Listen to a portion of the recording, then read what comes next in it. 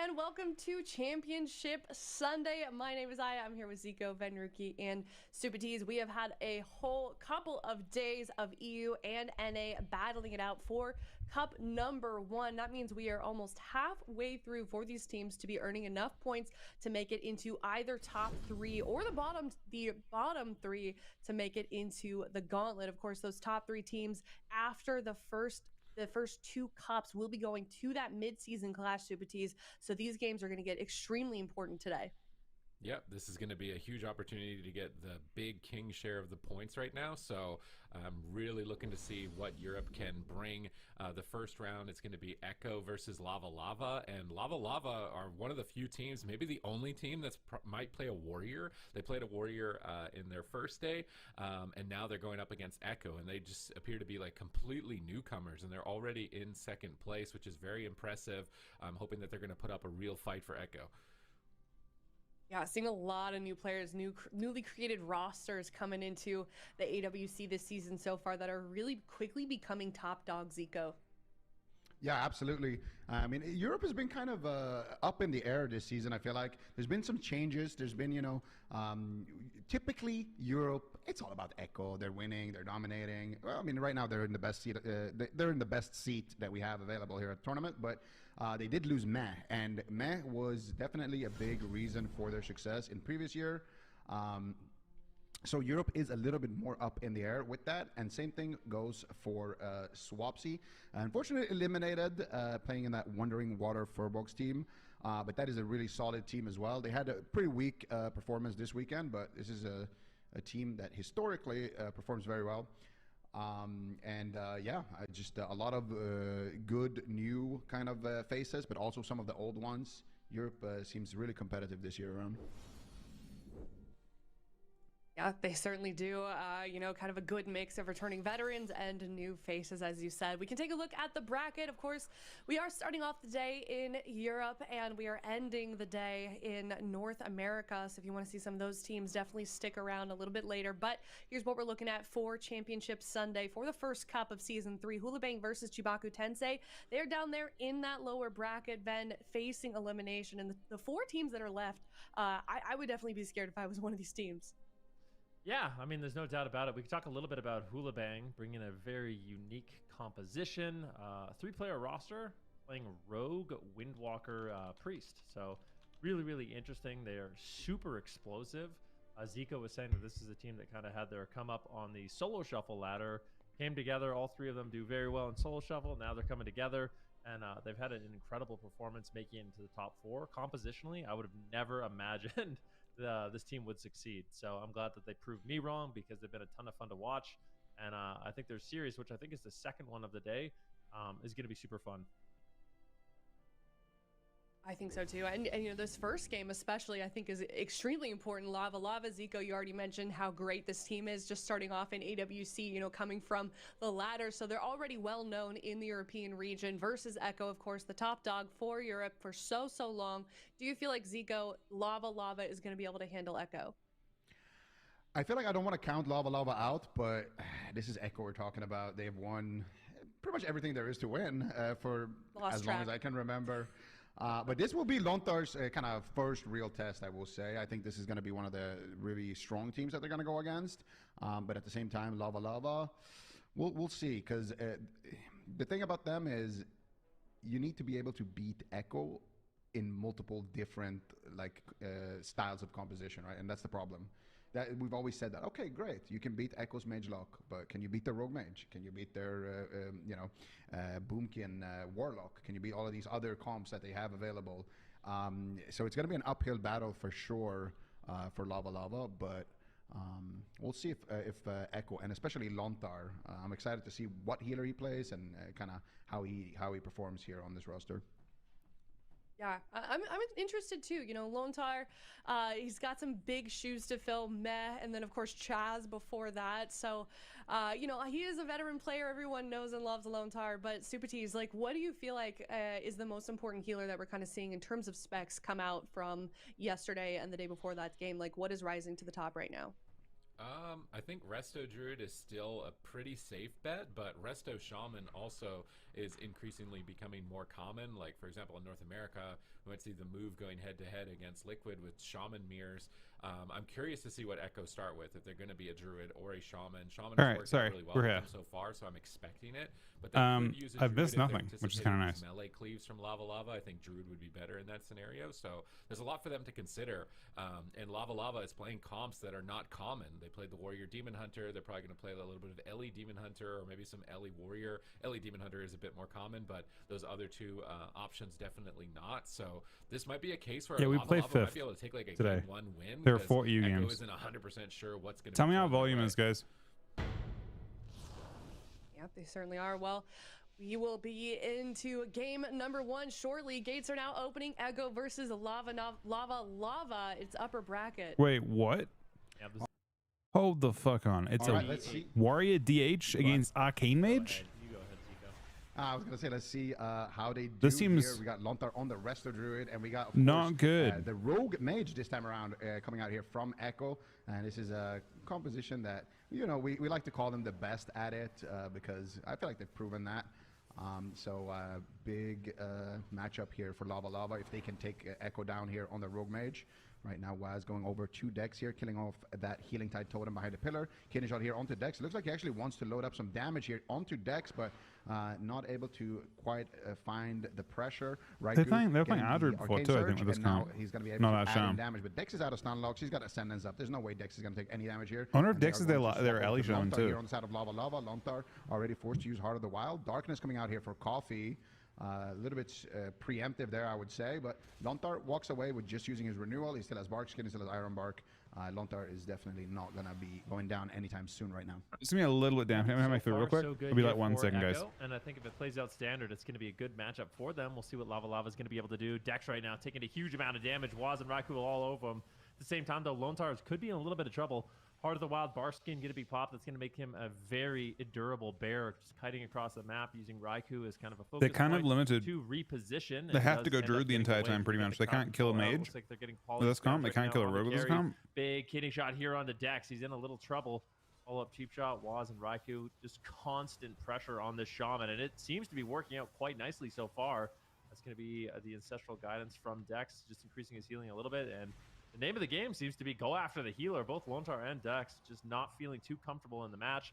Full Polymorph now lands onto Dex, though, as they're making a swap here onto the Warrior. And they can kill Warrior as they go as well. If you see Dex trinket at all, you'll see something different happen, I think. Good defensive play there by Ekko, mixing it up, going after the Warrior. Now they're on Dex. And this is one thing that Waz and good Outlaw Rogues do in particular. They can just make any target viable at this point of the game. So many different stuns and so much damage available, and it's a really effective way to play. Nobody knows who they're going to be going after, and kind of everyone has to be on their toes. Yeah, and it's really tough for Dex because he only has that 1 Earth Shield. But right now, Waz taking a lot of damage here. Blind coming out, Kidney Shot coming out, Evasion coming out for Waz, and he's going to be kind of okay, I think. They're swapping. They're doing pretty well so far. Onto Dex, they get a full shield from Carius. They get a full Cyclone on Coffee. Dex isolated here, 3 versus 1 situation. Raikou spamming out the damage. Arcane Missiles flying in. The Arcane Blast are coming in as well. Raikou fake casts the Wind Shear, gets the precog, and that's going to allow him to free cast even more damage, just spamming out those Arcane Blasts. And the thing about Ekko that I like that they always do into these melee cleaves is they just kind of have the mage deal with the melees and just run them away and just let Waz kind of solo the healer. It's been a way that they like to play these matchups quite a bit, but on occasion, they will do what they do here, where Raikou goes for like a Dragon's Breath Sheep, for example, and they don't put the healer on stun there. And then out of the CC, they swap back to the healer. So you can expect Ekko right now to send a Kidney Shot here onto Dex, potentially. They get a Sheep there. There's a Fear, and you can see here, Waz wanted to go for it, but has to peel right now for Lontar. Lontar pre-bear stat, Mass Barrier coming out from Waz. And now Waz looking for the stuns here onto Dex, but Dex with good positioning. He's going to force Waz to just send a Kidney Shot here onto the Warrior instead. Waz is going to recover here with the Iron Bark. Big heals coming out from Lontar. Right now, 14% dampening. 3.5 minutes elapsed into the match. And Lontar's mana is about half. And we've said this before. If the Druid and the Shaman both don't drink, the Shaman wins. The Shaman is like a camel. He just can go longer without drinking water. But if the Druid can get CC, they can close out the match before that. And the Druid this is a good analogy. Has an easier time to drink with that stealth. But right now, Kari is in big trouble. And they do manage to force out the Ascendance. They didn't get the Trinket, though, from Dex, which is what they wanted. But still, more pressure coming out. You just got to be the Spirit Link Totem for sure. He's being greedy with it. Waz activates the evasion here as well. Ring of Fire is just burning everything down. And Dex actually gets sheeped on his Trinket. They might be able to take him down right now. Kari is dropping extremely low. There's the full blind. They're going for the kill. There's the disarm. Spirit Link Totem sneaks through the cracks. Unfortunately, it's not a great cooldown. This looks really bad. Execute range, he's dead. He might just die anyway. One execute. Intervene. Two executes. Onto Dex. Dex spamming he's going to prime. He's going to prime it. Low cyclones from Lontar are absolutely amazing. I don't see how the Warriors actually going to be able to stay alive here. Cheap shot onto Dex. Do they find the polymorph? They do find the polymorph. Full kidney. Pre-die by the sword though from Karius. It might be enough damage reduction. Riker's moving in here looking for more crowd control. There's the Dragon's Breath. But I don't know if I like that Dragon's Breath actually because it DRs the cyclone, but might still be enough to take him down. And Raikou and Ekko will be able to take down the Warrior. Because I thought they have an Ellie Shaman on this team. So I'm confused as to why they didn't go with the Ellie Shaman comp off the bat. Did it look like Lava even stood a chance? Not really. I mean, some of their swaps on Lontar were, semi-convincing, but Lontar always had an answer. There's never a moment in the match where he didn't have a big cooldown he could respond to, and anytime we saw Raikou and Waz come heal back, it seemed like he was going to be completely fine. And he's just so difficult as that Restoration Shaman. There's just going to be a point in the game eventually where the polymorphs probably bugged, but the stuns are going to stick. I just expected this team to run LEDH or LEDH. Such a long time. I feel like they have it. I do believe it's the Healing Tide Totem right now, so this Cyclone lands, and we'll see exactly how it plays out. But Dex trying to reposition, and ends up just going into a cheap shot. Waz is there to slow that down. Raikou just I know why. With a full polymorph on Dex. It's just Arcane Blast after Arcane Blast, Missile Barrage, Dragon's Breath here on the polymorph, which it ended up working out, right? So what happened here is I think Lava anticipated Rogue Warlock. And Ekko anticipated this. Because I think DHLE does well into the comp that Ekko's playing. So I think it was just a miss, like they just tried to outplay each other. Warrior melee cleaves. We'll see at LEDH. I really fear for them in this upper bracket game. Yeah, there's one thing that you don't like if you are a warrior, and that is an arcane mage. So it's pretty rough there for the warrior of Karius to try to keep up. So I don't know what they're gonna swap to though. Let's take a look here. Lava. They have Ellie Shaman on their roster as well, so they could play DH Ellie. Now, I'm not a big fan of running DH into Rogue Mage in general, just because if you do get stun locked, you can get 100 Ode pretty quick. But I think DH Ellie, I would like it more than the Warrior at least. So I think that could be an option. But DH Ellie is all kind of. So most likely we're gonna see a melee cleave again come out here from Lava. I think they're gonna keep the Lava in the Volcano for now. Well, we'll see. I think I would like DHLE a lot more. I think I'm more convinced of that comp than any kind of cleave, especially warrior-based cleaves. Like, I just don't.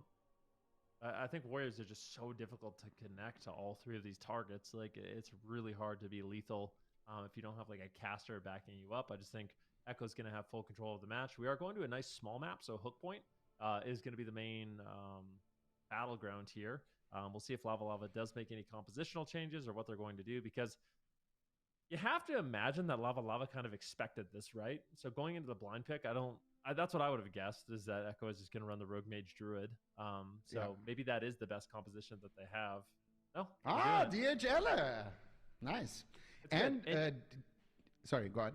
No, I was just going to say, I do, I wanted to comment on like the Demon Hunter dies and stun things. I think that's especially true with like a subtlety rogue, but I think with some of the recent like stamina changes and Outlaw kind of being the more meta pick, that Demon Hunters actually aren't that squishy. Like, I think they actually have good durability in this matchup.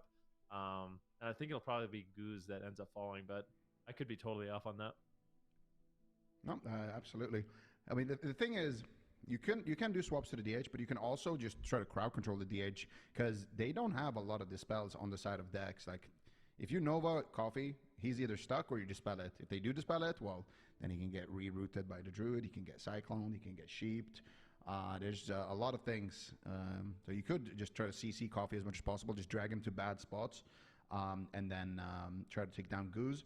And I think Raikou is going to probably be the main target here for Lava Lava, and it's all going to come down to how much pressure can they actually generate onto Raikou here, because they do have a big punch, and they also can swap to Lontar, Waz. Most of the time, Outlaw Rogues, they just always have a cooldown because they're constantly resetting their cooldown, so it can be a little bit more tricky to take down an Outlaw Rogue. We have seen some of them die, but I don't think Waz is going to be a target in this one too much. But yeah, interesting. We're going to see hook point, but they actually do lock in the Ellie Shaman. So I wonder if they just did that to see what Ekko would do, if they picked a small map, or if they just do it to shut down Druid Drinks. It's not a bad map, but I feel like with Ekko's playstyle, just going for 3 versus 1s, basically trying to cross crowd control as much as possible, it can be really difficult to avoid those situations on hook point. So definitely need to pay attention to those situations, because you're always going to be in Waz's range, right? He's going to be able to stun multiple members and kind of jump between different targets when there isn't that much distance that he needs to cover. Raikou right now going for some arcane charges here. He's building up the stacks. And who are they going to go after? It looks like they're going to go after the Ellie Shaman. Spell Steel's being spammed already by Raikou. You can see he already got silenced there from the Druid talent. Full kidney shot here onto Dex. They're going to go after Dex. Look at that CC chain. Beautiful. Arcane Surge coming out. Do they have restuns? Huge damage. He's almost in execute range. He might die in the opener here. Raikou spamming out the barrages. Not able to find enough damage, though, to take Dex down. But still good momentum here in the opener coming out from Ekko. Yeah, a little bit of pressure on Lone Tar at the same time. He's just going to duck out of line of sight and avoid a lot of the fight. Big hunt, though, from Coffee. He's going to use that Metamorphosis as well. This is a huge hit of damage from the Demon Hunter, and he can swap around with the I-beams, with the Blade Dances to get a lot of pressure out. It looks like Waz is going to be the main target here, forced to use the evasion, and I think he actually vanishes out also. So great pressure here from Lava Lava in the early stages of the match. Lone Tar gets swapped to. He runs away. They make a big swap on Waz. Let's see if they can continue this damage. In the meantime, though, Dex is in a stun lock. Needs to kind of hold on here without his bark skin. Yep, and we're going to see here Lontar taking still quite a beating, but he is going to be completely fine holding on to that bark skin for later. He does have the Incarnation now active. Who are they going to go after? They're going after Waz on the side of Lava Lava. I think they actually want to go after Dex here, potentially. Actually going after Goose right now. And Lontar caught up in a stun. Out of form, actually. Could be taking some damage there, but he does have his little mirror image trees healing him up. Guz dropping to 50% HP. Catches a massive heal there from Dex. Dex caught up in a crowd control. Looks like they actually want to go after Dex here, but you don't have more stuns except for that one cheap shot, so not going to be happening right now. Coffee sitting through a Cyclone once again. Lontar just being as annoying as possible. Actually getting stunned right now, but he was in crowd control during that stun, so I don't think Lontar's going to be in too much trouble. The hunt comes out onto Lontar, and he's just going to sit here and just tank out the damage. Cheap shot into a full Ring of Frost from Raikou and Waz, and Guz right now could be in some trouble. Going to activate the Astral Shift, reducing 40% of all damage taken. So a big cooldown. So the big thing to look at is mana, basically. Stay alive in that exchange. They can get more chains like that. It could be Lontar a big moment, but look at they're pretty close, actually. Getting blasted right now. Nice kidney shot, though, onto Coffee by Waz to peel for his healer. And they're just going to try and pressure Lontar's mana as much as they can. Really nice read there by Waz. Is my He's guess. getting extremely crushed right there. Drops to 10% HP and has to use the Cloak of Shadows. And looks like he got jackpot with the buffs here as well. Yep, that Essence Spray can be quite deadly from Coffee. Waz right now is going to just vanish out. That was not his cheat death, though, so had to trade out the Cloak of Shadows. Does not have advantage, but still has the luxury of that cheat death. Guz and Dex, well, actually only Guz can die right now, but I really it's like a pretty how Lava Lava's playing a this. pretty clean matchup for Lava Lava right now. Really keeping Waz honest in terms of his defensive cooldowns. Also, Lone Tar pressuring drank him as to much as they can in the match, full. but you can see Lone Tar has a massive mana lead. I think he was able to sneak away and recover his mana with drinking just a little bit, so that's definitely going to put Ekko in a prime position as we move deeper and deeper into dampening and in the late game, but we'll see if it actually gets to that point. Big Arcane Blast here from Raikou onto Dex. He gets caught into a stun lock, but pre-bears the stuns, so that should be enough for him to live. He's still getting chopped up here, though. So from what I understand this matchup, so big spell basically Guz, as well, looking for a shifting power. the thing is, Lone Tar is actually not being contested right now. We want this to be pushed over onto Lone Tar, I think, as much as we can, to not let him drink in that situation. Keeps them easily stable in this position. If the game stabilizes on DPS, I think they lose. Can he find the polymorph? Doesn't look like it was a polymorph onto Coffee. I thought it was onto Dex somehow, but Dex is going to come out of crowd control. Bash on Waz. Waz could be in a lot of trouble here. Drops to about half HP. Mass Barrier coming out from Raikou. Raikou now catching a win shear. And I feel like at this point, like, here's the thing, right? LADH, where is the one-shots? I want to see some one-shots. I want to see some meatballs flying in. We need to see some IKEA meatballs coming in right now. You probably won't see that. Here, cheap shot out of the kidney shot. He might just go down here, execute range. He must use the Tranquility here, and there it is. Good Tranquility coming out here for Dex. Could be enough to keep him alive, but Waz is still cleaving him here with the Blade Flurry, using some of that Trill tech that we saw last night over in North America. Dex right now just sitting in the darkness, just chilling here. But meanwhile, Guz is getting what's happening right now is the opposite's happening, right? They're playing on Dex. You see that Raikou just blinks really immediately onto him. See a snipe there by Raikou. They're trying to take down Guz. He's got no Astral Shift. He's going to be forced to use the Burrow. And now they could change this momentum here going after Dex. It's going to even up, though. They're going to have an opportunity. The game isn't over yet, even without a drink. I think Lone Tail will go in first, and the reason for that is just look over here at the difference in damage. Raikou and Waz are doing half the damage basically of Guz. Anytime you're trying to play the game, so Lone Tail's having to do significantly more healing, about 10 million more, 30% more. You can play the game again. You're off stun DR. So I do think that the pressure will eventually mount. It's mounting right now. Lone Tail at half health. Lone Tail actually not top of the. This is gonna kind of destroy his mana here. Gets caged after that. Wastes his hearts a little bit. Might get one shot. He's being very Here we careful. go. This is their win condition. Now Lone Tail is fucking drinking. Beautiful crowd control. No shot. They left him. Bro, he's just drinking. They're gonna trade block and cloak for this guy's mana. Look at that. That is a big deal. Kind of an insane play. Had to use it there. But they're getting home now. Come back throughout this matchup. Nah, I mean Lava need to push. They left him. But the Shaman needs to push towards him. It's hard for him to do maybe. Guz is going to be swapped to once again, but a big. They still might have one more opportunity. Getting big stuns out, double Chaos over there. Maybe. Raikou and Lone Star. There's just not that. Both Druids will have Innovate come again before this game ends. He's continuing the pressure. Big Foul Eruption. Do they have the damage to follow it up? At the same time, though, Coffee is outright dead. He's got everybody out of this. Dex has to panic. He got stunned there by Waz into a full gouge, into a Ring of Frost. Great crowd control here by Ekko. I think Coffee's going to be able to hold on, but that was a close call. He still has Nether. Yeah, really close call there for Coffee. Oh, big lava procs. Going down there. Destroys Raikou. A bit of a sip. Destroys Waz. Cloak. Waz right now dropping quite low again. Once again, Cloak of Shadows though off cooldown for him. You get the sheep onto Coffee. They're going after Guz. And look at Waz here. He's just sitting on top of Dex, forcing him to stay in barrier from Lontar, going for the Cyclone. Can he find it? He has a DR bash. Should be able to find a Cyclone out of that unless there's a Shadow Meld. You can see Lontar after 2 drinks is actually going to be even again. They have one more chance. Can they find any more crowd control though onto Dex? I think they're even up a mana. Does not look like it's going to happen. And look at Lontar right now taking a massive beating, but he will be able to recover there. Dex dying. With the double bark skin and the Incarnation. Guz right now trinketing out of a stun. Dex with so much work ahead of him. They could even swap to Dex there. He was low for a minute, but Dex with the Incarnation Tree of Life is going to be able to keep again this positioning over here. Looks like we want to be over on Lone Tail. Cage Lone Tail. Lone's going to try and drink here pretty soon. They can trade block and they can trade evasion potentially and be safe. So Lone Tail can try and sneak a drink again. Full Ring of Frost onto Dex. Can they take Coffee down here, or will he be able to stay alive? Look at Lone Tail's positioning now. They push around a little bit. We want to see Guz do that though, I think, as much as possible. A case for themselves in this matchup. He has blur. Use it, Coffee. He doesn't have blur. He's not using it. I don't know if that's a bug on the UI or something, or if he's just extremely confident in this position, but he is not going to blur, and he is going to be alive. Dex with 0 mana left. Lontar with just a smidge left there in the tank as well. Interestingly, he's going to go down 38% dampening. Astral Wall trades, I don't know the cooldown on blur, but it's actually possible that Lava is still ahead here. He tried to drink but failed here.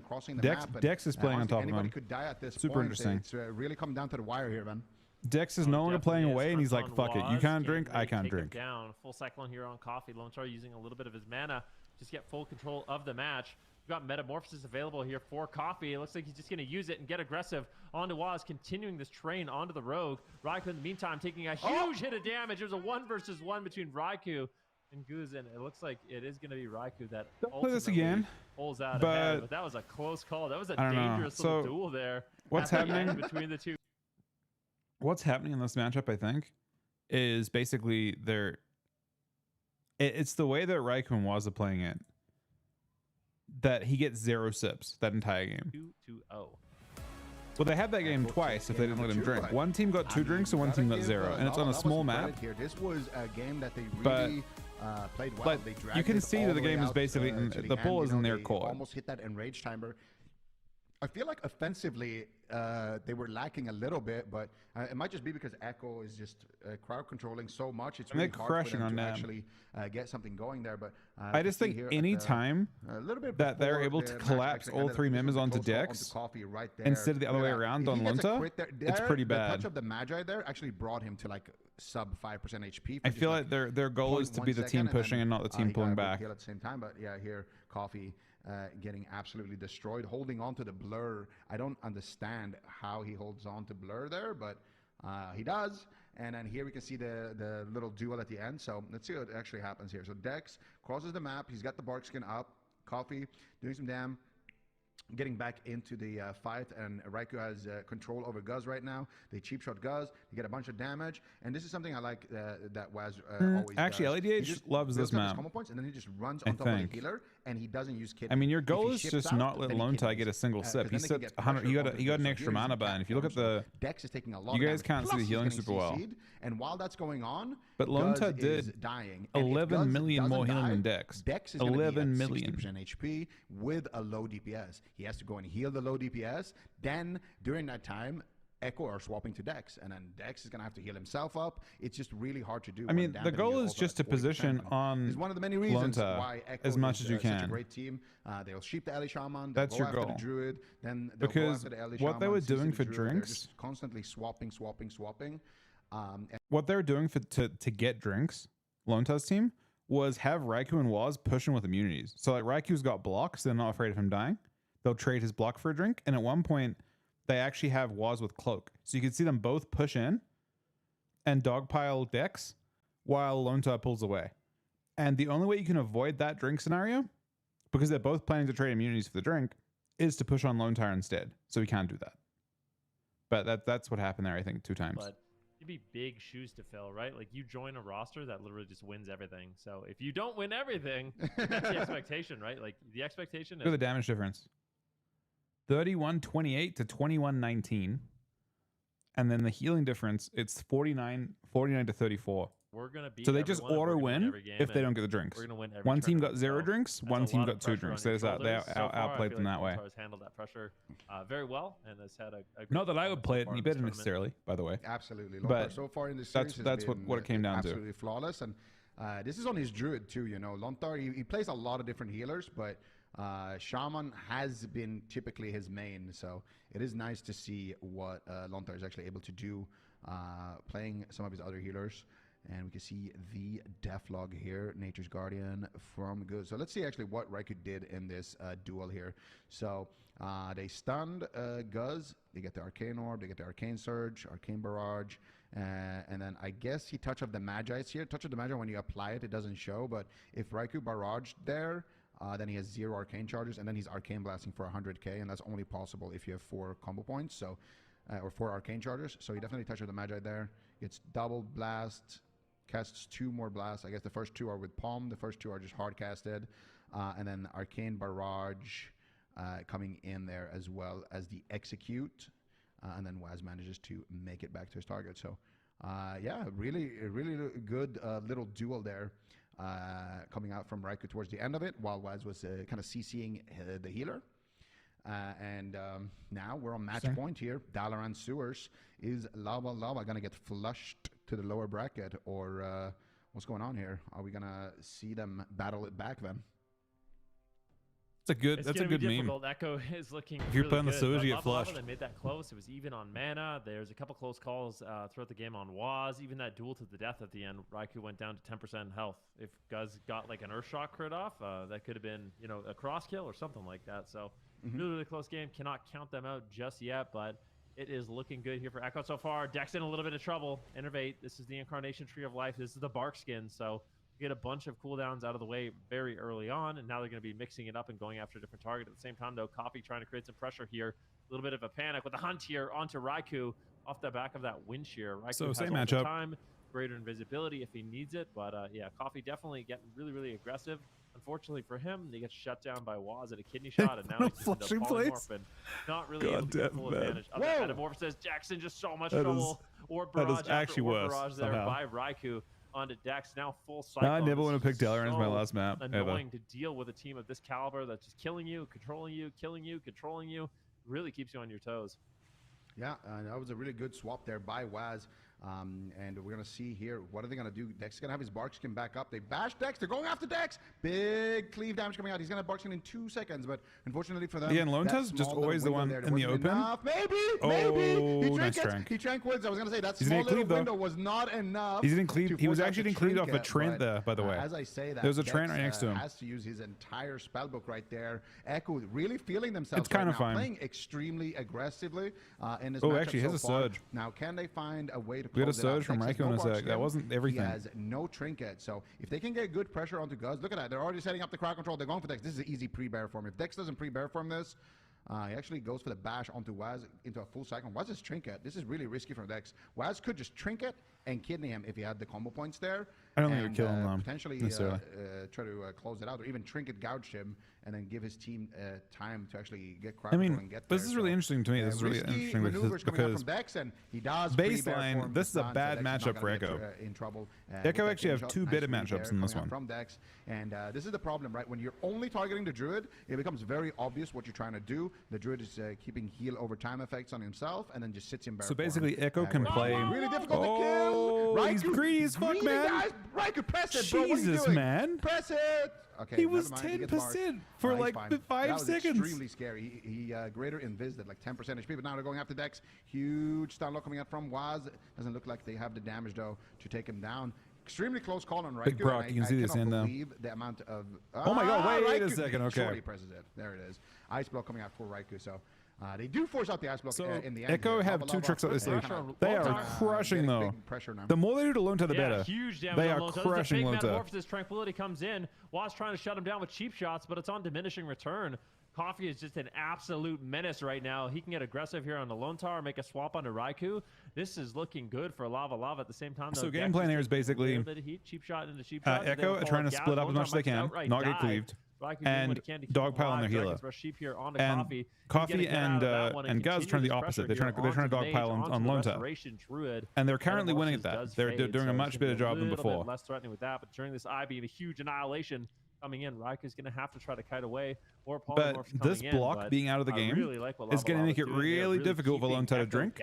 And if you look at the bottom, sorry, I screwed up my drawing. Guz and Coffee are doing infinitely more damage. They are currently Lonta is currently doing 10 million more healing, 50% more healing almost. But look at Guz; he's actually going after Lonta here. Honestly, almost 100% more healing. I lied. Like 75% more healing. After Raikou, and Guz wanted to go after Lonta while he was in that stun. Waz trinket out offensively. Here's the cheap shot Dex though. He still has everything now. That window that they had on Dex is long gone. Waz now with no trinket gets caught. This game, if it plays out, they ought to lose. The Cloak of Shadows might need if to it plays out here. to its conclusion. Like Raikou wants to actually go after the Elisha when he fake has to kick, gets the precog, looking for the polymorph. Waz got Cloak. Trying to buy himself a little bit of time here to get some heals. But Raikou in big trouble. Range might just go down right now. Guz is looking for the meatballs. He's looking for the lava burst. Shifting power coming out for Raikou. He's line of sighting. Good positioning there by him and Lontar. Mana not going well for Ekko. And I gotta say, Lava at this point was getting blasted, like they man. Are in the driver's seat. They have so many good targets. Waz could be a good target. Raikou could be a good target. Raikou was dry. Any burst on Raikou is death. Any burst on Lonta can be death. We got trinket for Lonta now. Actually get a setup here onto Dex. Dex actually getting miracle swap to full cycle. Not a whole bunch going on. They're going to get aggressive on the side of Lava towards Lontar, but Dex here just going to be brushing off this pressure. And look at Raikou right now. I think that's it. And Raikou will fall. And Lava showing that they... Super interesting, because now there's actually, like I said, Ekko's got two better comps in this. I think they can play, if they want to continue with Rogue Mage, they can play Shaman, and Shaman is better than Druid. Druid does not react well or efficiently to that kind of damage. So I can play that, or more likely, and this is why they played that first Cleave matchup. In the first game, in the opening game, Lava picked they picked Warrior DH. And the reason they picked Warrior DH was because they were anticipating that Ekko would not queue Rogue Mage, that they would queue Rogue Lock. Rogue Lock Shaman destroys this comp. So, or at least as well into this comp. So we're going to see that matchup now, I think. We're probably going to see Roguelock Shaman.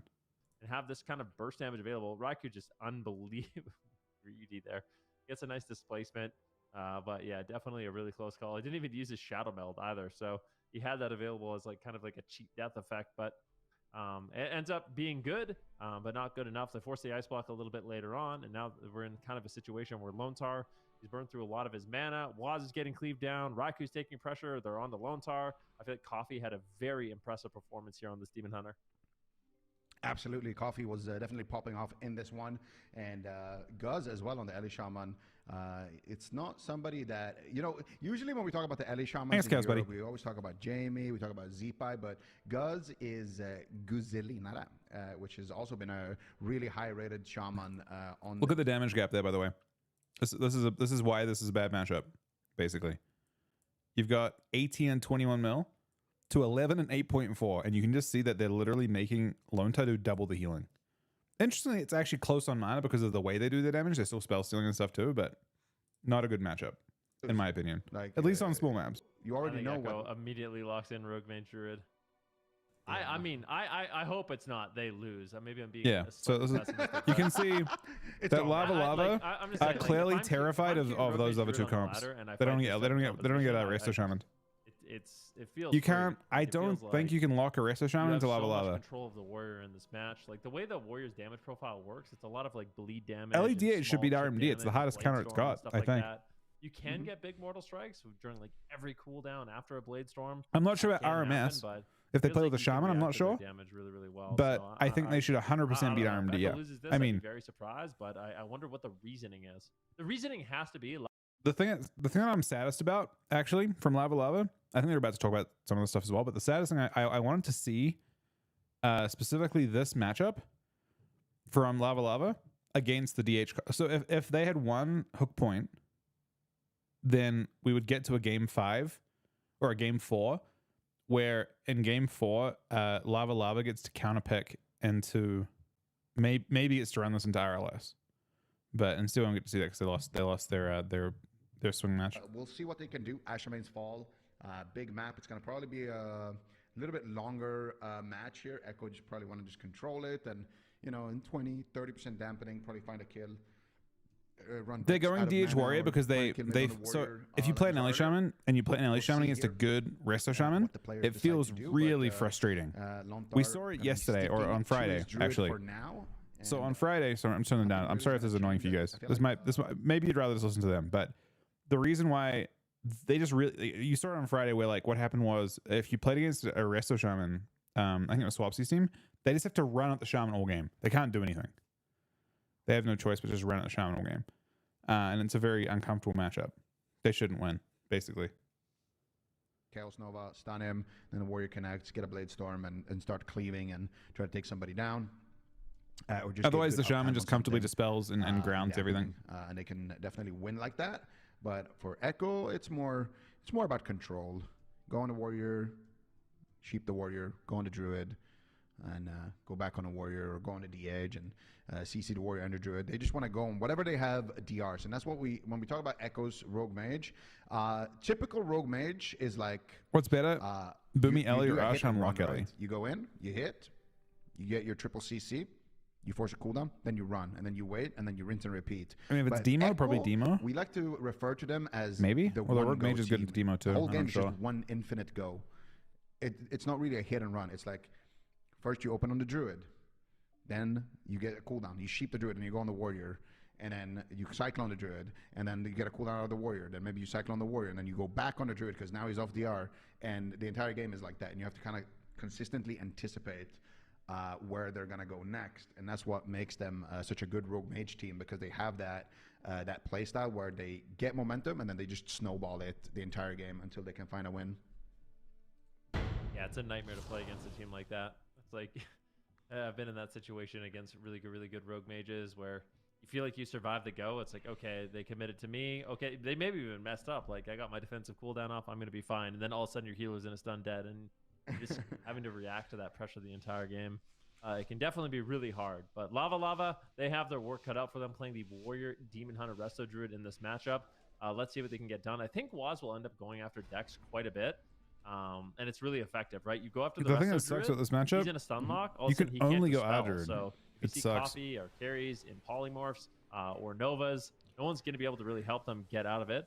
Looks like they do want to open up onto Lone Star right away with a double intimidating shout. Maybe make a swap here onto Waz. Doesn't look like it just yet. Big Dragon Roar Shockwave though, but look. Oh no, Coffee wasn't able to connect at all during that opening. Just triple polymorph spam coming in from Raikou. And that kind of it's interesting, like how different the interpretation of the meta is from Ekko. Swap onto Dex. Ekko making some interesting work. Tree of Life. He's got those like little mirror image. Most people are on a different page. Healing him up, and Dex is going to be completely fine here. They got the bark skin out of him though, and they got the Incarnation Tree of Life. I'm also curious how DH Lock will do into Ekko. Now a full blind onto Dex. They're going to go after the warrior. Preempted die by the sword. Can they get the follow up? Was wanted to get a sap there, but has to settle with the gouge to get a half sheep. And now they're going to swap to Dex. And this is what I mean with the infinite go. Dex, they go on him, then they blind him, they CC him, and then they go on him again. And now they force the die by the sword out of the warrior. They force the warrior's trinket. They force bark skin. And look at all that pressure they have onto Dex now. Looks a bit grim. Trade a cooldown.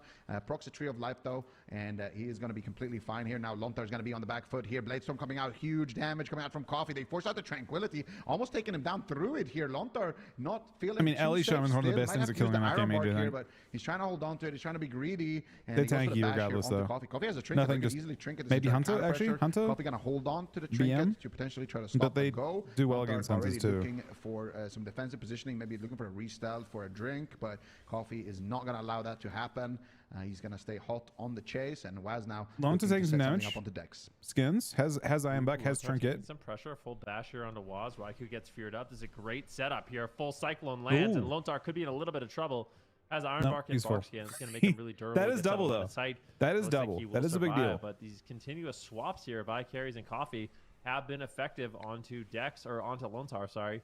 At the same time though, Dex is taking quite a bit of damage as Waz is still all over him on that outlaw road. It's an interesting game because it's actually beneficial for Waz to not even engage in the melee at all. Doesn't look like Waz is immune to death if he does that. Pretty much. The pressure here onto Dex, likely put him in a stun into a gouge. The more he plays away from the melee, the better. He was playing the melee with Dex stuns. is there though, getting aggressive and keeping his team in the fight, getting the dispels out. Oh, really he took a big done. hit. Big setup here on the Waz, and this is looking a lot better than I thought. Dex is finally into a full stun, and Raikou is unable to connect. Beautiful stuns. I feel like Carries and Coffee are doing such a good job, but it might not be enough. Gouge here on the Dex. He's able to survive in that Incarnation Tree of Life, but does he executed twice, man. Actually keep himself alive? He might get executed 3 times. Chopping him up good. There might be a third. Here on the Coffee. Dex gets the dispel immediately, but he is just so low on health. Or and that tree is does connect, huge. and I feel like with that Iron Bark, Dex is going to hold on, and honestly, I'm impressed with Lava, how they're able to play this composition, slow down the damage of Raikou, continue the pressure on Lontar. They're looking good here. Yeah, no tranquility, by the way. Nice no tranquility. Nice offensive fear there coming out from the warrior. They're looking for the He's actually dry for the next big go. Lontar can die. He's vulnerable for 10. No, he's not actually that vulnerable. Trinket back. Getting some cyclones there in Moonkin form, and they do get a cyclone onto the warrior. Now Coffee though, still just looking for Lontar here. Wants to try to find a stun there onto Lontar, but he does catch a bash himself, and Lontar's going to look for the cyclone. Dex now could be in trouble. Sheep coming out onto the warrior into a Nova, and he is going to be able to break out of that one with his escape artist. So the warrior is playing a gnome. And we got a full Stormbolt onto Waz. Look at that disarm, though. You love to see that. If you can get a disarm as the Stormbolt just midair like that, you're not going to be in any trouble whatsoever. Here's the swap to Lontar. Behind the pillar. Raikou. Free box.